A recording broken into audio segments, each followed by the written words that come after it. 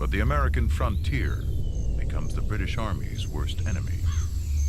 The problem is they're in what we might call a counterinsurgency kind of campaign where their passage through the land and the offense that they give to farmers creates enemies wherever they go.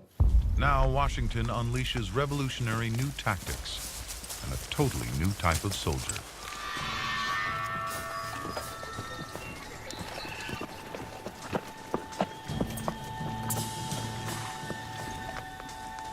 Men who learned their skills on the frontier.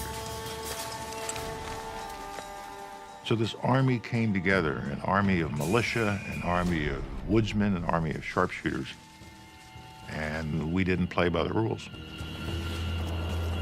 British redcoats are trained for open battlefields. Now they face rebel sharpshooters hidden in dense cover. Leading them, Daniel Morgan. Hard drinker, gambler, brawler. And now the colonel of an elite corps of 500 riflemen. He was a self-made man, and he was although not educated at a great school, was a smart guy, was a tough guy, and was ready and willing to step up when the time called. He was the perfect guy to show up at the perfect time. Burgoyne's route takes him through dense forest over 5 times larger than all of England.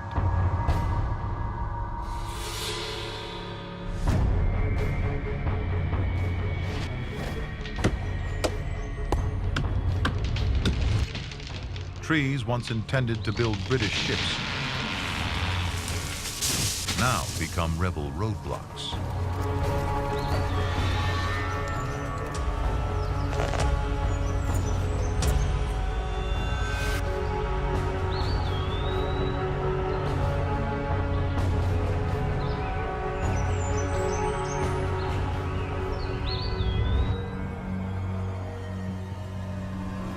The British are sitting ducks. Their advance slows to just a mile a day. The march south becomes a 6-week nightmare. The sharpshooters know the land and have technology on their side.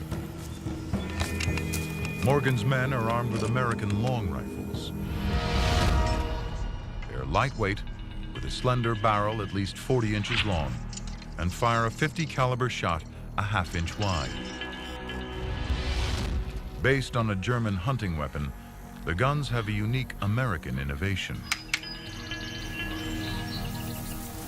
Grooves inside the barrel that spin the shot, stabilizing it, giving it deadly accuracy.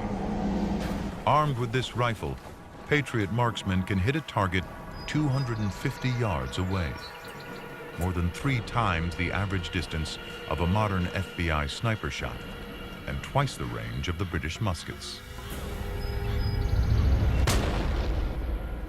The tide of the war is about to change.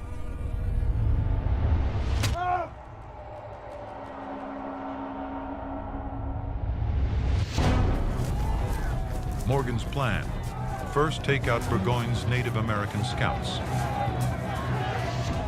400 have allied themselves with the British to preserve their ancestral lands. But Morgan and his men now use traditional Native American tactics against them. They attack using speed, stealth, and surprise. After months of guerrilla warfare, all the scouts are dead or desert behind enemy lines. Any knowledge the Redcoats had of the terrain goes with them. The rebels are rewriting the rules of war, and they're about to do it again.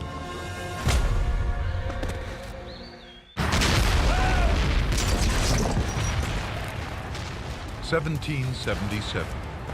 The American War of Independence is in its 2nd year. New York and many parts of the colonies are in British hands.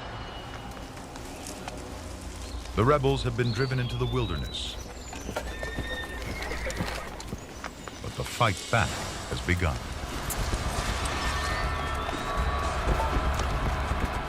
Patriot sharpshooters target a British army under General John Burgoyne. They've already picked off Burgoyne's Native American guides.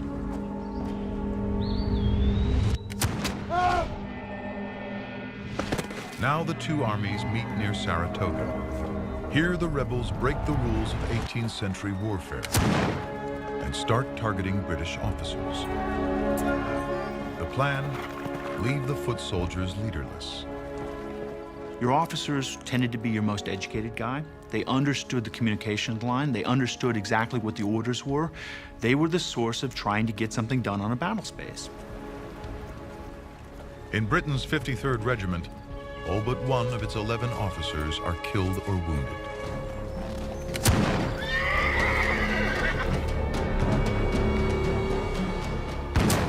The tactic of assassinating officers appalls the British.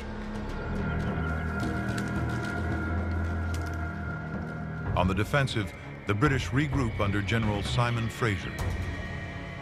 He brings fresh spirit to the beleaguered British army. Daniel Morgan, commander of the sharpshooters, acts fast. Shimmy on up that tree and take out a redcoat on his high horse. His best shooter is an illiterate frontiersman from Ireland, Tim Murphy. This shot will turn the tide of the war.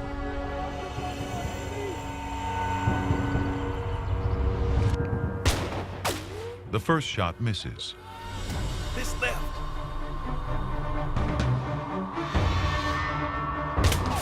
The second skims his horse.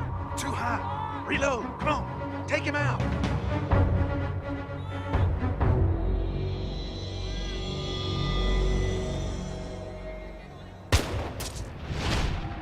The third hits home.